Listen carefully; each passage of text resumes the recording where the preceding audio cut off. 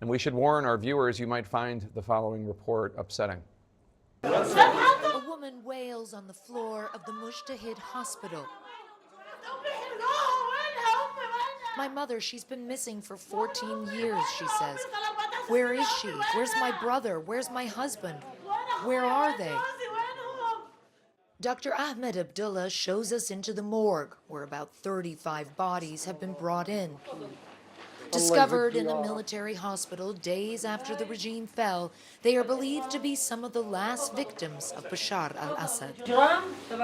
Take a look. This is the crime of the regime, he says. Even in the Middle Ages, they didn't torture people like this. Another man points to their tattered clothing, evidence, he says, that most were detainees at the much-feared Sednaya prison. Even in death, they are still only identified by numbers.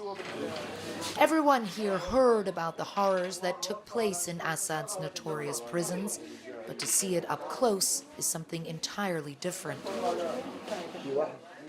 A lot of them have bruises, have horrible wounds that seem to be consistent with torture. I just saw one woman retching as she came out of the other room. Families are now going through trying to see if their loved ones are here. There's not enough room for all of them in the morgue, so a makeshift area has been set up outside. More and more families stream in, the light from their cell phones the only way of identifying the dead. My only son, I don't have another.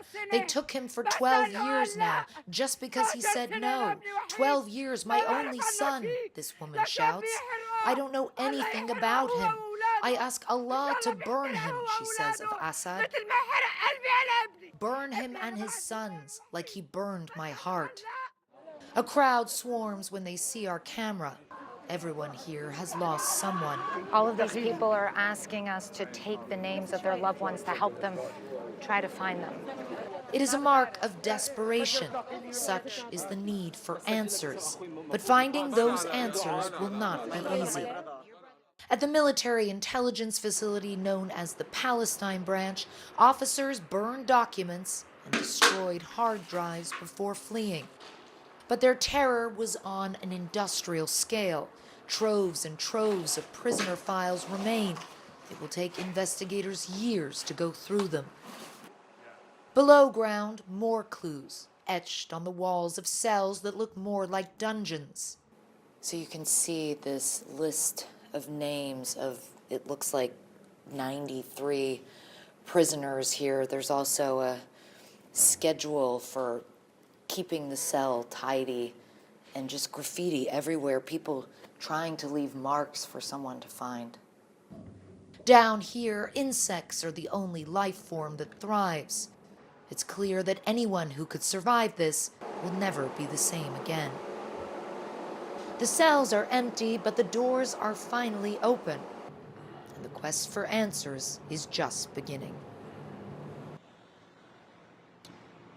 Now, Jake, as you can see from that story, the Assad regime was very studious about documenting its extensive crimes. But the question now becomes, when do investigators get to come into Syria? When do human rights workers get to come into Syria and really start to tackle the job of going through all of that documentation, and also to what end? At one stage, the dream for many Syrians may have been to see Bashar al-Assad one day face his day in court. Now, with Assad in Moscow, that becomes increasingly unlikely. But there are activists in Syria who say, okay, but we're still going to go after the system, the apparatus behind him. And in order for them to do that, one possibility would be for the rebels here to essentially cede this territory as ICC jurisdiction, or being under ICC, the International Criminal Court jurisdiction. We saw Ukraine do this as well. We don't know if that's on the cards at the moment. And all of this clearly a very long, drawn-out process. But at least now Syrians are entering the phase where they can start to really think about how they go about getting justice for what they've been through, Jake. Amazing. Clarissa Ward in Damascus, thank you so much. Another important report. Let's bring in Kareem Shaheen. He's a writer and editor for New Lines magazine, focused on the Middle East. He's covered Syria for years, including the chemical attack in Syria in 2017. Kareem, so where did all the Assad loyalists go? The prison guards, the police, the government officials? Do you think they're in hiding? Did they flee? Are they trying to camouflage themselves? What do you think? Yeah, so a number of them are in hiding. Obviously, the rebels also gave a general amnesty to most of the conscripts, so a lot of them just share uniforms. And one other difficulty is that former loyalists are now all of a sudden, pro-revolution. Even Manal al-Assad, who's the wife of Maher al-Assad, Bashar's brother and very brutal enforcer. A few days ago, she posted on Instagram, cheering on for the Syrian military. And then yesterday, she posted, the traitor to his country has fled, long live free Syria, with a picture of the Syrian flag, of the Free Syrian flag. And so, a lot of these loyalists are in hiding. Some of them are posting some videos indicating that they are still alive, that they're still around. And the rebels have put up a bounty on a number of them, particularly the ones that have taken part in some of the worst atrocities of the past 14 years. Well, let me ask you about Bashar al-Assad's sister-in-law there. I mean, do you think the rebels will buy it?